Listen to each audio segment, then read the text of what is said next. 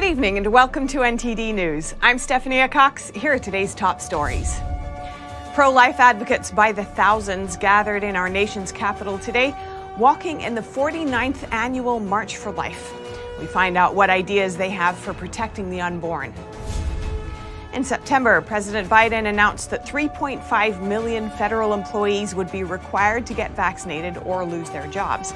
Now, a federal judge in Texas has blocked the mandate nationwide. A historic investment in American semiconductor manufacturing. Intel will spend $20 billion to build what could become the world's largest chip plant in Ohio. And California is proposing to allow minors 12 and older to get the COVID-19 vaccine without parental consent.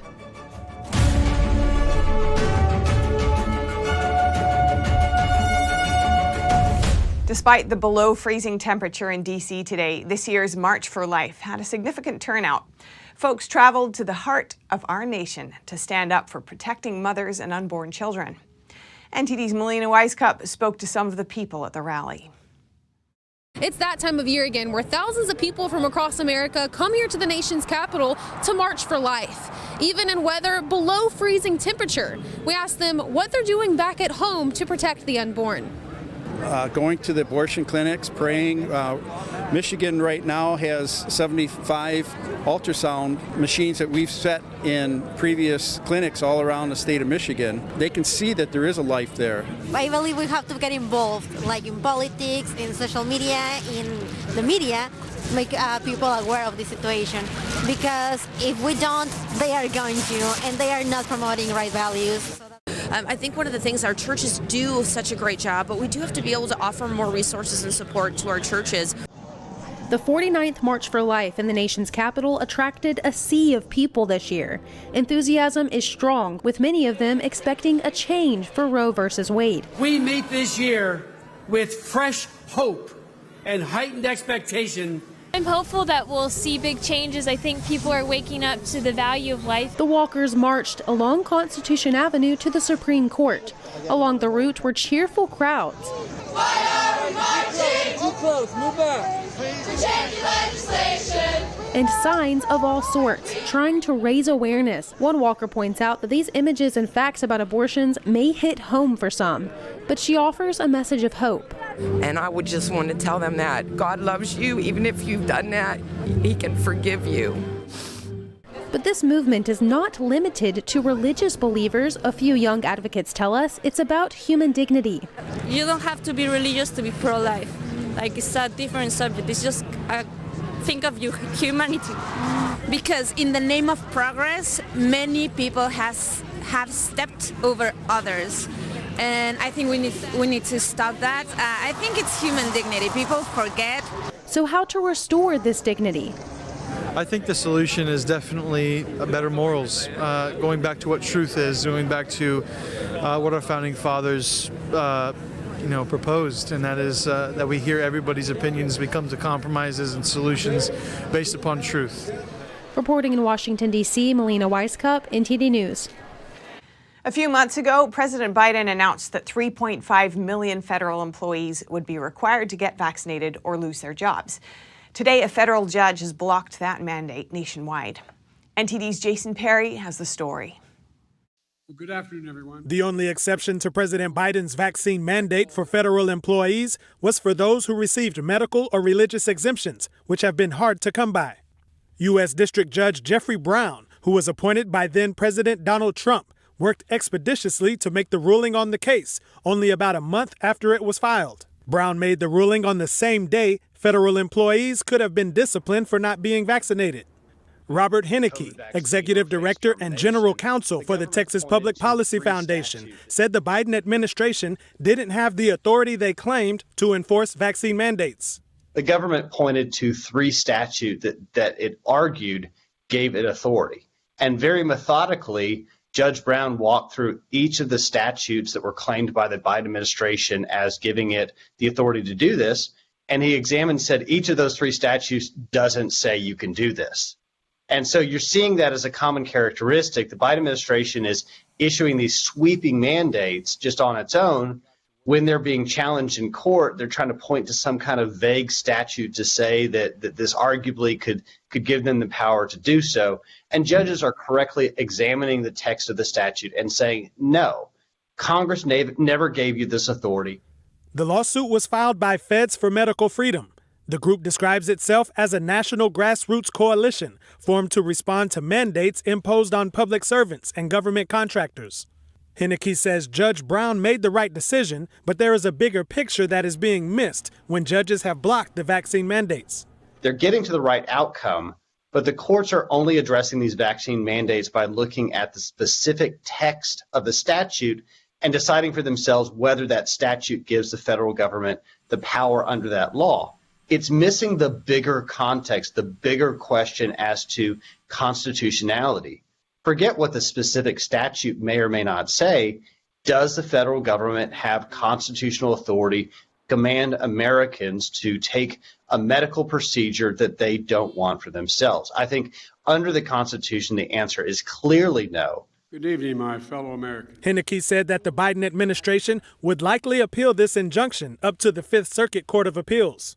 And he added that the Fifth Circuit has been very strong in defending individuals against being compelled to take the COVID vaccine. Jason Perry, NTD News.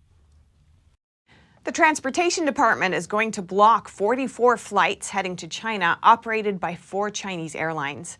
The suspension will go into effect January 30th and end on March 29th. This is in response to China's decision to block several U.S. airline flights over COVID concerns. The 4 Chinese airlines impacted are Xiamen Airlines, Air China, China Southern Airlines, and China Eastern Airlines. And Intel plans to spend $20 billion to build a microchip factory complex in Ohio.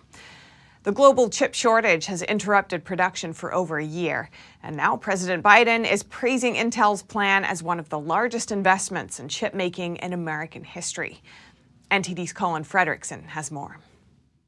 Intel announced Friday that they have chosen New Albany, Ohio, as the site of the $20 billion chip-making complex.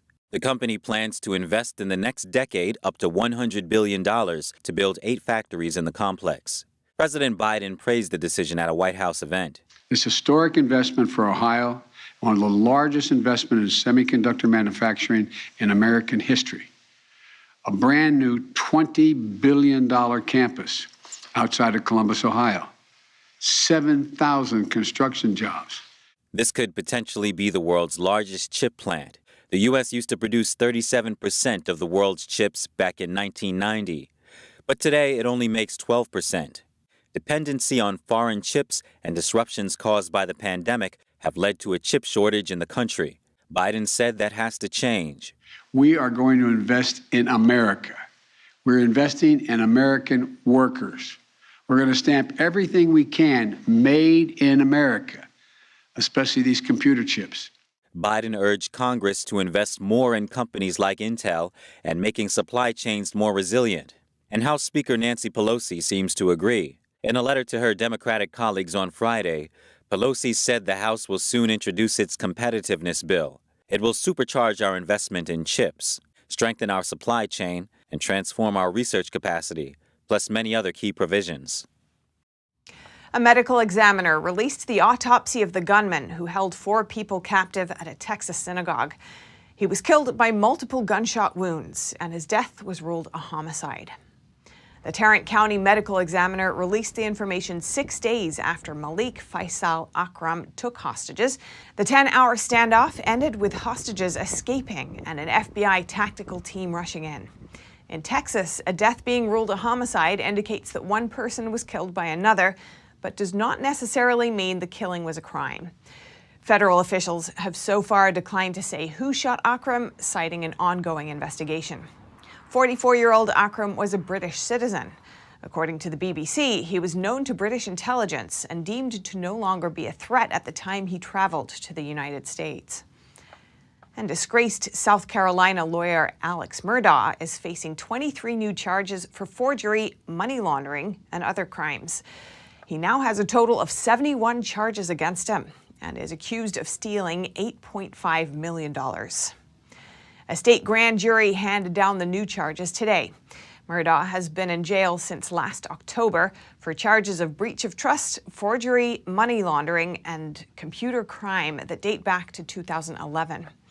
The former lawyer defrauded more than a dozen of his clients. He would negotiate settlement money for his clients without telling them what they earned, and then deposit the checks into his own personal accounts. The money was meant to pay for the client's pain and suffering or the anguish of the death of a loved one. Murdaugh is the fourth generation of a prominent legal family in South Carolina. He attributes his problems to years of drug addiction. A judge set his bail at $7 million and refuses to reduce it. And over 1,000 mayors across the country are in Washington, D.C. for their annual conference. President Biden today is urging them to invest more in infrastructure. He's also calling for more funding for police. President Biden addressed the annual meeting of the U.S. Conference of Mayors Friday. He encouraged city leaders to use more funds from the American Rescue Plan and to implement the recently enacted infrastructure law. I urge every mayor in America to follow suit, to use the resources, the rescue plan. Big cities in U.S., like Chicago, New York, Los Angeles, and Minneapolis, are reporting record homicide rates. The New York Times cites data indicating that last year's murder rate was higher than at any point since 1996. Biden said more funding should go to the police. We shouldn't be cutting funding for police departments. I propose increasing funding. The U.S. Conference of Mayors represents cities with more than 30,000 people. The country has 1,400 such cities.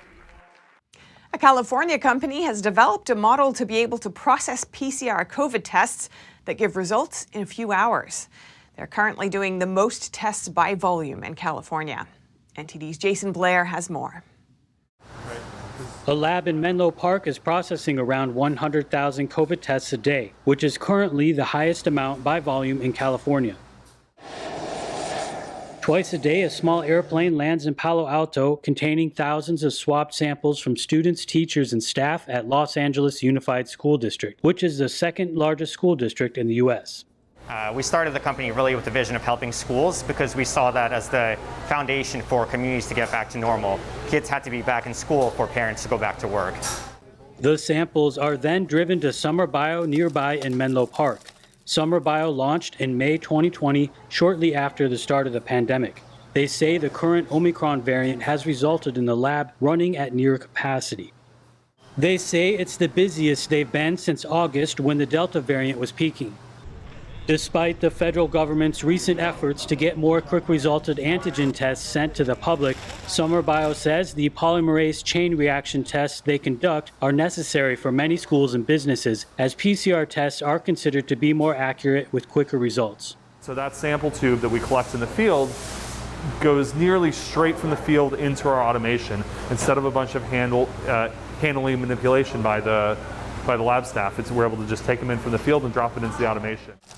PCR testing usually takes a day or two to get results back, but Summer Bio says thanks to a fully automated process they developed that's running 24 hours a day, they're able to get results back in just a few hours. The co-founders said they hope their automated process will become a business model for similar labs nationwide. Jason Blair, NTD News, California. A California senator is proposing to allow children 12 and over to get vaccinated without their parents' consent. Some parents say that this is the government overriding parents' authority. Senator Scott Wiener introduced a bill to allow teens ages 12 to 17 to receive the COVID-19 vaccine without parental consent. This will empower our youth. We know that currently in California, nearly 1 million 12 to 17-year-olds are not vaccinated for COVID-19. Senate Bill 866, also known as the Teens Choose Vaccines Act, was introduced on Thursday. If passed, it would allow minors 12 and older to receive a dose without their parents' permission, as long as the vaccine is approved by the FDA. On average, COVID is less likely to be serious, create serious illness for teenagers. Teens do get sick. There are teens in the hospital, teens on ventilators, and tragically, teens who die. According to the state's statistics, the 0 to 17 age group accounts for 0.1% of COVID deaths.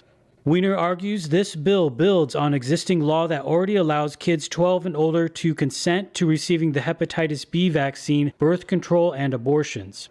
The San Mateo senator received a mix of responses on Twitter.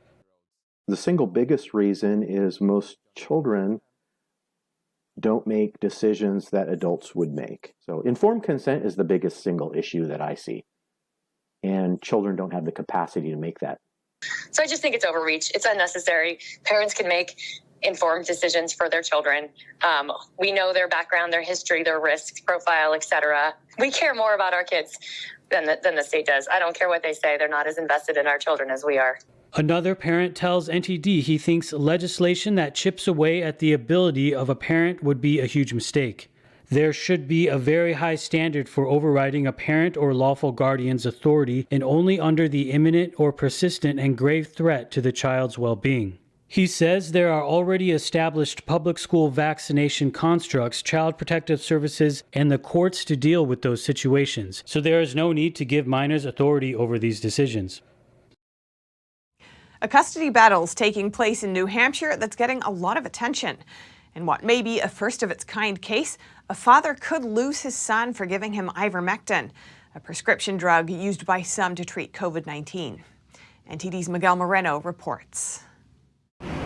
Former New Hampshire lawmaker J.R. Hole says that he gave his family Ivermectin because they had COVID-19. That was in November. According to Hole, they quickly recovered from the disease with no lasting side effects. But he says that in December, child protection workers and police officers were at his door ready to take his two kids who weren't home at the time. So they were concerned that I used a particular medication that's available online internationally, which is Ivermectin, and I used it for myself. Our whole family used it to treat COVID, and they didn't like that. It's a very politicized drug or politicized medication. And they thought it was the root cause for all of the concerns relative to my son's visit to the emergency room. He says he had taken his son to the emergency room because the boy took too many Tylenol pills. According to Hole, that was 7 to 10 days after his son took his final dose of Ivermectin. So in his view, the boy's symptoms were unrelated to the anti-parasitic drug. The state initially sought Hole's son and daughter, but Hole says that now only custody of his son is at risk. And how did the state find out that you gave your son Ivermectin? Our nurse turned us into the state.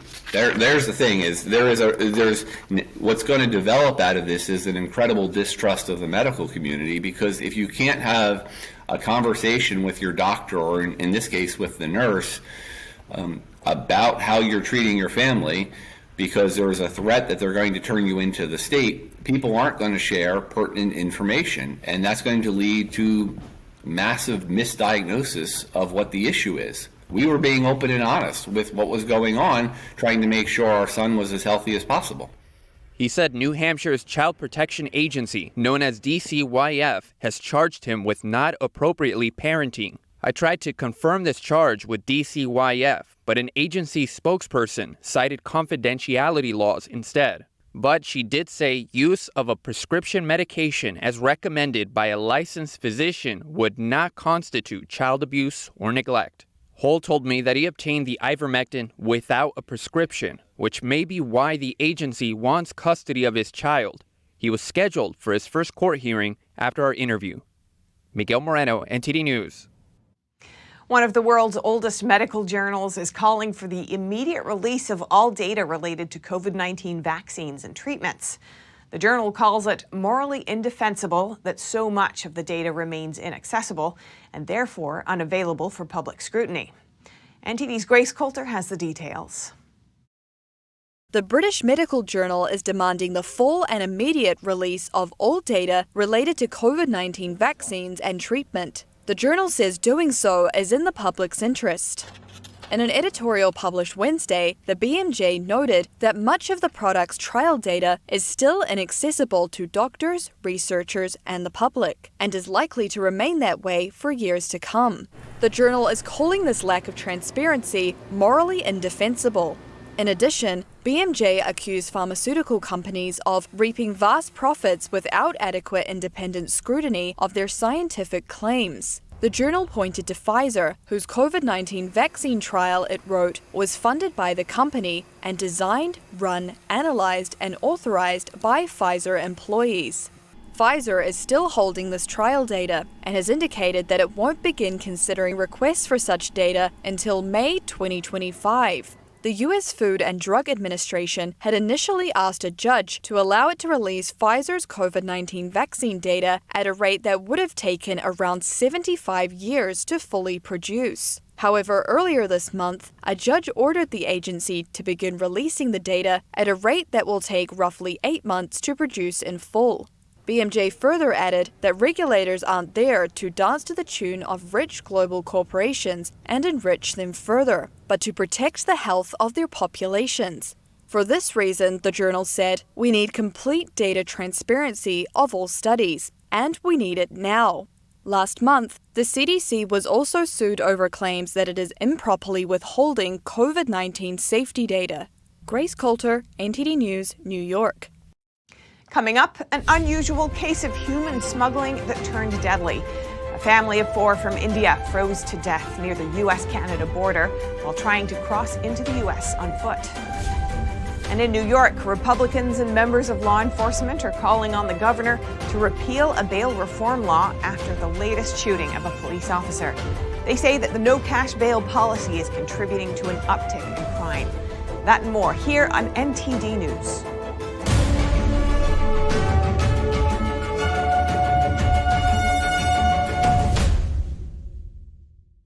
Canadian authorities on Wednesday found the bodies of 4 people, including a baby and a teenager, near the border with North Dakota and Minnesota. It appears they froze to death while trying to cross into the U.S. on foot in the middle of a blizzard. We're very concerned that this attempted crossing may have been facilitated in some way, and that these individuals, including an infant, were left on their own in the middle of a blizzard when the weather hovered around minus 35 degrees Celsius. The temperature in the region was around minus 30 degrees Fahrenheit. Authorities have arrested and charged 47-year-old Florida man named Steve Shand with human smuggling. U.S. Border Patrol found him driving a van carrying 2 illegal immigrants just south of the border in North Dakota. They are Indian nationals. Border agents later spotted 5 other Indian nationals in the snow nearby. The 4 people that died are believed to have come from the same group but failed to cross into the U.S. Court documents show that Shand was suspected to be involved in at least 3 other human smuggling cases. U.S. and Canadian authorities are working together to investigate the case and identify the victims. And Republicans and members of law enforcement are calling on New York Governor Kathy Hochul to repeal a bail reform law after the latest shooting of a police officer. The bail reform was established 2 years ago under then Governor Andrew Cuomo. NTD's Chenny Wu has the details. New York City saw another police officer shot in the line of duty Thursday, the 3rd since the new year. In response, local Republican leaders and law enforcement are calling on Governor Kathy Hochul to repeal the state's no-cash bail policy. Paul DiGiacomo, head of a local police union, says there's a direct correlation between New York's bail reform and an increase in crime. Because there are so many guns on the street and the policies that are in place with bail reform are not working, the people of this city are unsafe. The bail reform law went into effect in April 2020 under then-Governor Andrew Cuomo. It eliminated pre-trial detention and cash bail in cases involving most misdemeanor or non-violent felony charges. The intent is to reduce jail population and the number of people behind bars while waiting trial because they could not afford to pay bail. On Wednesday, Nassau County Executive Bruce Blakeman issued a local executive order to gauge the effectiveness of the reform. He's requiring the county's police department to publish a daily report that includes the names of individuals arrested, their criminal case data, and bail status. The Nassau Police Commissioner said, at the bottom of every press release, it will state if that individual had been released on that no bail status and now he's being rearrested. A May 2021 report by the NYPD showed that crime rose by over 30% in April 2021 compared to April 2020. Major cities and states with similar laws for no cash bail, such as Chicago and Los Angeles, have also seen significant upticks in murders. The Chicago Police Department said that 2021 ended with 797 homicides, 299 more than 2019. And in Los Angeles, the county sheriff said homicides also increased about 94% compared to 2019. The country's overall murder rate in 2021 was at its highest in 25 years. Chenny Wu, NTD News. The FBI today announced key information about the investigation into Gabby Petito's death. In a notebook that was found near Brian Laundrie's body, Laundrie admitted to killing Petito, his girlfriend. The FBI did not specify what exactly Laundrie had written in the notebook. It was the first time authorities squarely pinned the blame for Petito's death on Laundrie, though he was the prime suspect all along. The FBI's Denver division said, quote, "All logical investigative steps have been concluded in this case. The investigation did not identify any other individuals other than Brian Laundrie directly involved in the tragic death of Gabby Petito." Investigators say Laundrie had sent text messages to intentionally deceive people that Petito was still alive. Laundrie killed himself with a gun in a Florida swamp in October while the FBI was searching for him. And the NFL Divisional playoff round kicks off Saturday afternoon and features 4 games over 2 days. It ends with the most anticipated matchup Sunday evening when the upstart Buffalo Bills travel to Kansas City to take on the Chiefs. NTD's Dave Martin has more. 4 games in a little more than 24 hours, and it begins with the Bengals at the Titans. Tennessee did an amazing job grabbing the top seed despite playing half the season without last year's leading rusher Derrick Henry, who's expected to play Saturday. After winning their first playoff game in 30 years, Cincinnati is playing with house money. The Saturday evening game features the 49ers at the Packers, and Lambeau Field should be frigid. Temperatures are expected to be in the single digits at kickoff, just as Aaron Rodgers likes it. On the opposite side, Jimmy Garoppolo has never started a game that was below 40 degrees at kickoff. Sunday afternoon has the Rams playing at the defending champion Buccaneers. Tampa Bay could be without all-pro tackle Tristan Wirfs. His loss would be significant as LA's pass rush features a pair of greats in Aaron Donald and Von Miller. On the flip side, the Rams' secondary is thin outside of Jalen Ramsey. Finally, the Chiefs host the Bills Sunday night. Although Kansas City is a 2-point favorite, the Bills looked like world beaters last week in the demolition of Bill Belichick's Patriots. Kansas City beat Buffalo for the AFC title last year, but don't expect a repeat performance Sunday. The Bills are ready. Dave Martin, NTD News, New York. A tearful Adele postponed her entire Las Vegas residency just 24 hours before it was due to start because she says half her crew are sick with COVID-19. The British superstar was to perform 24 concerts over 3 months at Caesars Palace Hotel starting today, in what would have been her first live appearances since 2017. Listen, I'm so sorry, but my show ain't ready. We've tried absolutely everything that we can to put it together in time and for it to be good enough for you. I can't give you what I have right now, and I'm gutted. I'm gutted, and I'm sorry it's so last minute. We've been awake for over 30 hours now trying to figure it out, and we're on it. We're going to reschedule all of the dates. We're on it right now. And I'm going to finish my show, and I'm going to get it to where it's supposed to be now for you. I'm really sorry. I'm sorry. Singer and actor Meat Loaf has died at the age of 74. The cause of death is still unconfirmed.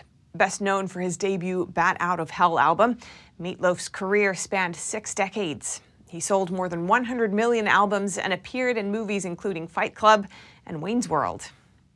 Meat Loaf, otherwise known as Michael Leah Day, was born in Dallas, Texas in 1947. He found success on the stage in the 1970s, performing in the Broadway musicals Hair and The Rocky Horror Show.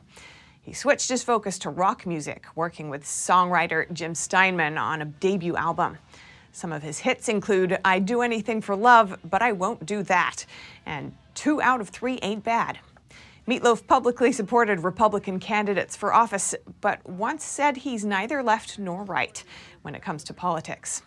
In 2011, Meat Loaf was a contestant on reality TV series The Celebrity Apprentice, hosted by former President Donald Trump.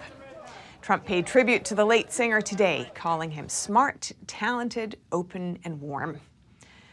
And coming up, California Governor Gavin Newsom visits an area strewn with undelivered parcels. Thousands of opened and damaged packages lay across railway tracks in East Los Angeles. Video taken of the debris went viral.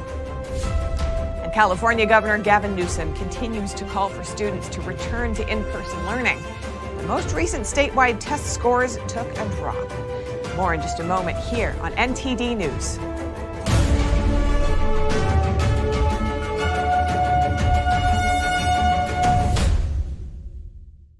Hello, I'm Mike Lindell, CEO of MyPillow. Cancel culture has not only affected myself and MyPillow, but also millions of you out there. My employees and I want to personally thank each and every one of you for all your support. At MyPillow, we have hundreds of products now, including my new slippers, bathrobes, sleepwear, and my new beds. We are offering the best products ever for the best prices ever. For example, we have the standard size MyPillows, regularly $69.98, now only $19.98 with your promo code. Or you can get custom fit with my premium queen size MyPillows, regularly $79.98, now just $29.98. Or my king size, regularly $89.98, now just $34.98. So go to mypillow.com now and use the promo code on your screen or call the 1-800 number below to receive these exclusive offers. Thank you and God bless. Oh hey, doesn't it feel like there's communists everywhere? In fact, the Chinese Communist Party has been subverting America from every angle. So whether it's compromising our politicians, controlling Hollywood, manipulating Wall Street, or infiltrating our schools, they have stopped at nothing to take down America. And I believe that in order for us to not become like China, we need citizens who know the truth. So go on over to getepic.com, stay informed with a subscription to the Epic Times, and you will get instant access to this infographic. At The Nation Speaks, we don't just scratch the surface. We want to go wide and deep. Our viewers come away with a much richer understanding of the issues of the day. We really make a big effort to bring on different voices onto the show. We don't just talk to experts and newsmakers, which of course are extremely important, but we also want to hear from the American people. So the people who are impacted by the policies and issues that we're talking about, because what they have to say is just as important to the national conversation.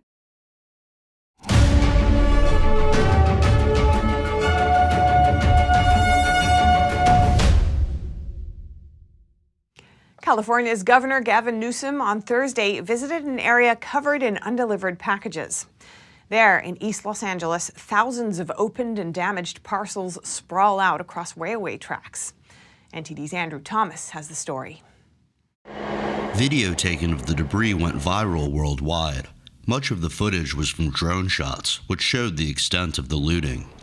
Newsom spoke to reporters gathered by the train track. I see what you see, I see what you've been covering, I see what everybody's seen, and asking myself, what the hell is going on? I mean, look like a third world country, these images, the drone images that were on the nightly news, day in and day out. Some networks weaponizing them for their own, political agenda, and others just reporting the damn news, fairly and appropriately. Newsom held a press briefing alongside members of representatives from railroad hauling company Union-Pacific and the Los Angeles County Supervisor, Hilda Solis, as well as a number of federal agents. And then the question you're going to ask is the question I'm asking, trust me, to every single person behind me. How do we make sure we don't have to keep coming back? How do we secure this site? How do we do a better job at making sure that this doesn't have to continue to happen? Transport crews will continue cleanup efforts in the area in the coming days, while California Highway Patrol will coordinate with law enforcement to help prevent theft on the railways. Newsom said 280 people have been arrested, and more are being pursued. He said investigators are targeting the fencing operations that sell the goods. Authorities said thieves have hit cargo containers aboard trains for months. The stolen packages are from retailers including Amazon, REI, and others. Andrew Thomas, NTD News. And Newsom is calling for students to return to in-class learning at their schools. His change in stance comes after a drop in standardized test scores last year. NTD's Dave Lamb reports. California Governor Gavin Newsom and several leaders reportedly want to keep school classrooms open. His call comes after forcing schools to shut down during the COVID-19 or CCP virus pandemic. Newsom said it's critical top priority to keep the schools open, Politico reported. Newsom cited the challenges of going online and the lost learning opportunities from not being in school. A majority of California school districts are open to either in-person learning or hybrid learning. Several districts remain as online-only learning. For a span of 5 years, standardized test scores have gradually increased in California until last year. Last year's results showed a roughly 49% passing rate of the English testing portion and less than 34% passing the math portion. According to U.S. News, California ranks 40th in the United States for K-12 schooling. David Lamb, NTD News, California. Elon Musk's brain implant company, Neuralink, is now hiring a clinical trial director. The company may be nearing human clinical trials after showing successful implant usage in a monkey last year. Elon Musk's brain implant company, Neuralink, is hiring a clinical trial director. The Fremont, California-based company posted a job listing searching for someone with understanding of the clinical trial process from beginning to end. The listing includes handling critical FDA interactions and knowledge of FDA regulations. The company's webpage says, "We are creating the future of brain interfaces, building devices now that will help people with paralysis." Late August, Neuralink showed footage of a monkey playing the video game Pong using only its mind along with their implant. In December, Musk told Wall Street that he predicts to implant Neuralink's device in human brains sometime in 2022. But Bloomberg reported Musk's prediction as overly optimistic, since he made a similar statement in 2019 that the device would be in human skulls by the following year. Neuralink has not publicly announced if it is conducting human trials yet. Coming up, Beijing requires American Olympians to enter their personal health information into a Chinese app. But a research group warns that the app has major security flaws. And security in the Indo-Pacific region is becoming a hot topic for Japan. In meetings with both the U.S. president and French officials, Japan emphasized the importance of a free and open Indo-Pacific. That and more on NTD News.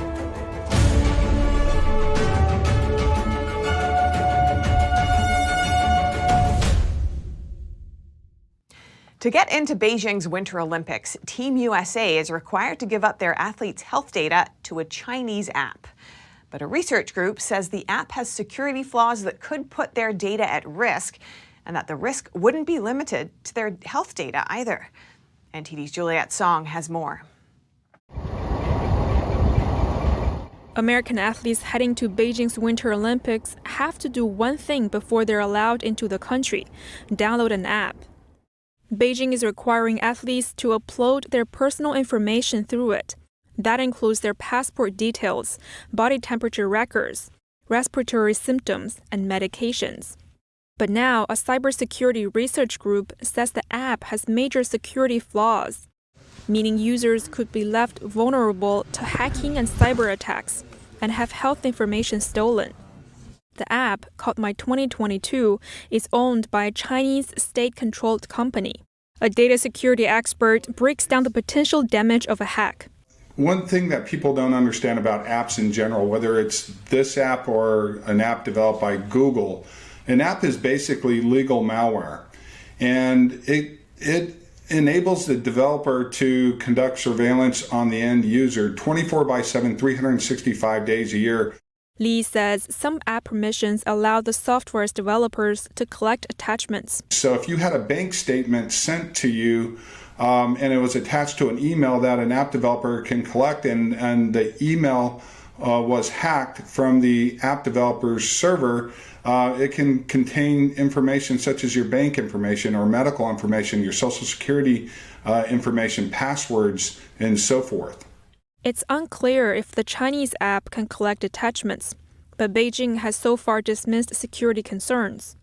On top of the security issues, the research group points to a function of the app, which allows users to report other users' messages, especially those deemed politically sensitive. The developer then decides whether to remove the messages. What's more, the cybersecurity research group found over 2,000 so-called politically sensitive keywords inside the app. The list of keywords appears inactive, but developers can still use them to censor communication. Among the censored keywords are Chinese leader Xi Jinping's name, the 1989 Tiananmen Square massacre, and Falun Gong, a spiritual discipline that has been targeted by a brutal Beijing persecution campaign for over 2 decades. Juliet Song, NTD News. President Biden met with the Japanese Prime Minister today. It's his first noteworthy meeting with Japan's new Prime Minister. And Biden says that the U.S.-Japanese alliance is critical for world peace. NTD's Tiffany Meyer has that story. Japan isn't just teaming up with the U.S. The nation also wants to boost cooperation with France. This is the Japanese foreign minister. Today, we would like to deepen discussions to raise cooperation between Japan and France and Japan and the EU to another level to realize a free and open Indo-Pacific. Foreign and defense ministers from both Japan and France met on Thursday. France's involvement may come as a surprise to some, given its location. But it, too, holds a stake in the issue, as it controls some overseas territories in the Indo-Pacific. In recent months, China has been increasing its aggression in the Indo-Pacific region, like using military pressure to coerce its neighbors. In the Indo-Pacific region, there are continuous attempts to unilaterally change the status quo by coercion. The security environment has become tougher and has elevated instability for Japan and France. Japan's defense minister says the two countries should work more closely because France and Japan share what he calls mutual core values. The U.S. is strengthening its alliance with a key country east of China, Japan. They jointly tackled issues relating to China as well as other regional threats. On Friday, President Biden met with the Japanese Prime Minister Fumio Kishida in a virtual meeting. Biden said the U.S.-Japan alliance is the cornerstone of peace and security in the Indo-Pacific and around the world. The online meeting lasted just under an hour and a half. It is the first substantial talk between the two countries since Japan's new prime minister took office. The two countries discussed cooperating closely to deal with China-related issues. Some of those include the East and South China Sea, Hong Kong, and the Xinjiang region. Prime Minister Kishida said that they agreed to advance cooperation with other allies to bring about a free and open Indo-Pacific. The two sides also talked about Russia and Ukraine and North Korean missile issues. Kishida also said Japan would host a meeting of the Quad, which includes the United States, Japan, Australia, and India. British Foreign Secretary Liz Truss warned Russia that invading Ukraine would mean massive consequences in terms of sanctions from the UK and its allies. Speaking in Sydney, she said the Kremlin has not learned the lessons of history and urged President Putin to de-escalate before he makes a massive strategic mistake. Her comments came as American and Russian top diplomats met to defuse tensions. This report comes from NTD's Coast Temenez. Foreign Secretary Liz Truss condemned Russia's behavior on Ukraine as Western states fear Moscow is planning an assault on its neighbor. The Kremlin haven't learnt the lessons of history. They dream of recreating the Soviet Union or a kind of greater Russia, carving up territory based on ethnicity and language. They claim they want stability while they work to threaten and destabilize others. We know what lies down that path and the terrible toll in lives lost and human suffering it brings. She spoke at the Lowy Institute think tank in Sydney on Friday.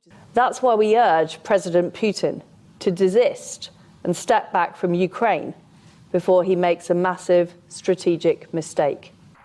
Truss warned Russia that an invasion would not only mean massive consequences in terms of sanctions from the UK and its allies, but that it could also end up as a quagmire. Ukraine is a proud country with a long history. They have known invading forces before, from the Mongols to the Tatars. They suffered through the state-sponsored famine. Their resilience runs deep. If they have to, Ukrainians will fight to defend their country. Invasion will only lead to a quagmire, as we know from the Soviet-Afghan War. Russian President Vladimir Putin seized control of Ukraine's Crimea Peninsula in 2014 and backed a separatist insurgency in eastern Ukraine.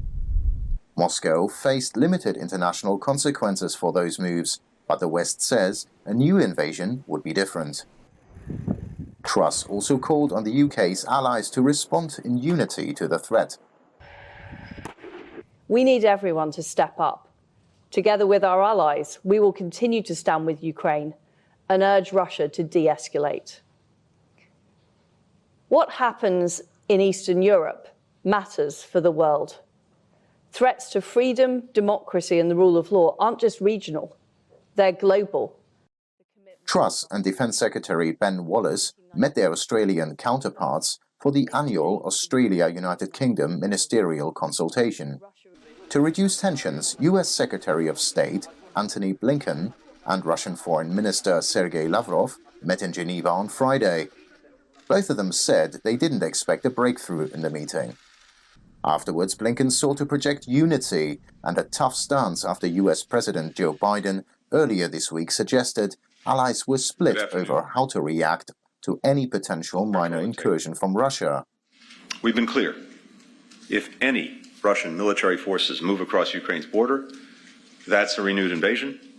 It will be met with swift, severe, and a united response from the United States and our partners and allies. Blinken said that Washington had agreed to provide written comments to Russia after Moscow demanded security guarantees, including a pledge that Ukraine will never be able to join NATO.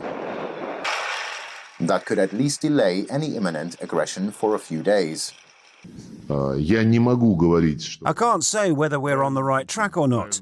We'll understand that when we receive the US's written response to all of our proposals. Lavrov repeated Russian assertions that it poses no threat to its neighbor. Kostemenes, NTD News. Coming up, a former stunt pilot is auctioning off a Spitfire aircraft that flew during World War II and was featured in the 1969 film Battle of Britain. It's expected to fetch over $4 million. And in Russia, members of the Northern Lights Hunters Association are driven by a passion to track down auroras. They say it can take years to catch the most stunning displays of light. Find out more in just a moment here on NTD News.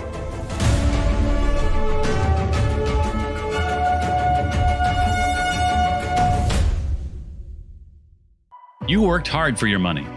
You invest in stability for your retirement and your family's future, to build and leave them with something greater. The next unprecedented financial crisis, political misstep, or unstable government can depreciate it all away. It was called the gold standard for a reason, the financial preservation of tomorrow. Diversify your assets against inflation, market volatility, and the unknown with real money. Hedge your wealth with the purest form of money, physical gold and silver. Because any currency printed on paper can be manipulated. What's backing up your IRA? Do what you need to do right now to be prepared with the Reagan Gold Group.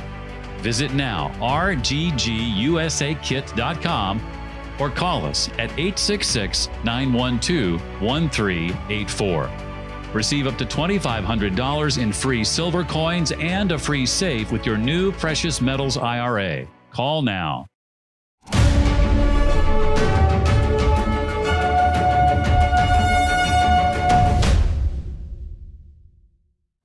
The Spitfire aircraft, with its record-breaking speeds at the time, was able to withstand the Nazi German air assault during World War II.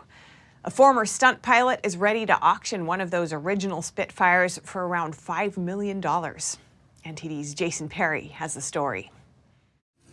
This Spitfire was a precious asset for the British during World War II, and it would later make an appearance in the 1969 film Battle of Britain.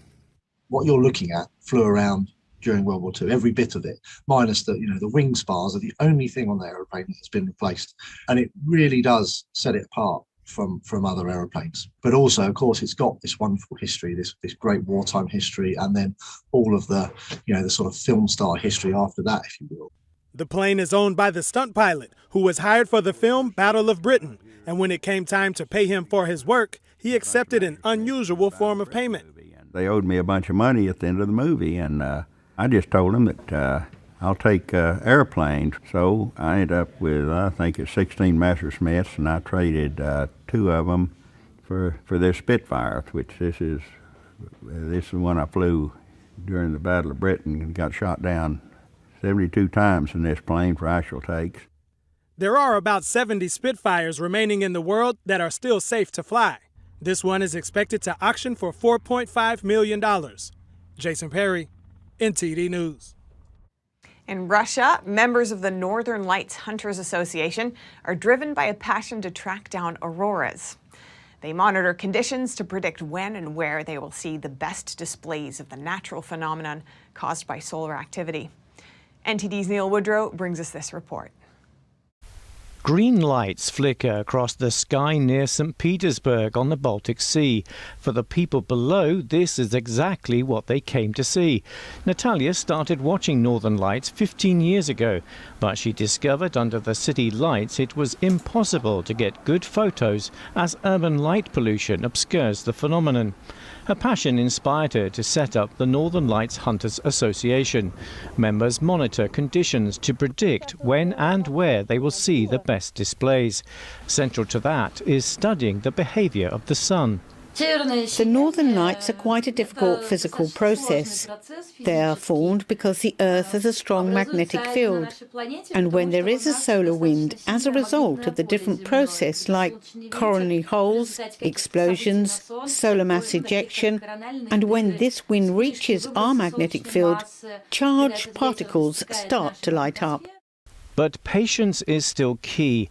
Roman joined the Northern Lights Hunters Association 2 years ago, but he had to wait until 2021 to see the most stunning display of his life. We were looking for a clear sky, and I had found the window. And we were the few who witnessed the very vivid lighting. I was running around the bus and crying because, for the first time, I saw the multicolored dynamics.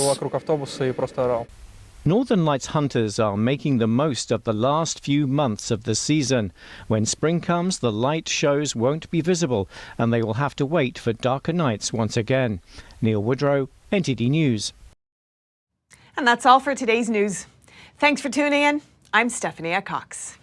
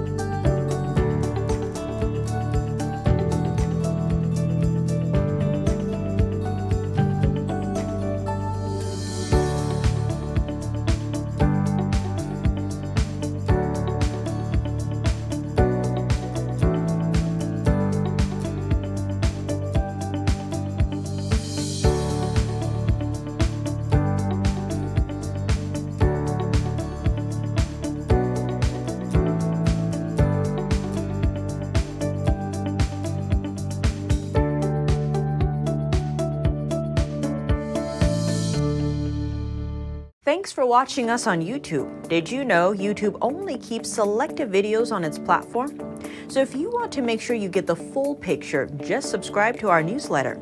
Go to newsletter.ntd.com and sign up. It's free.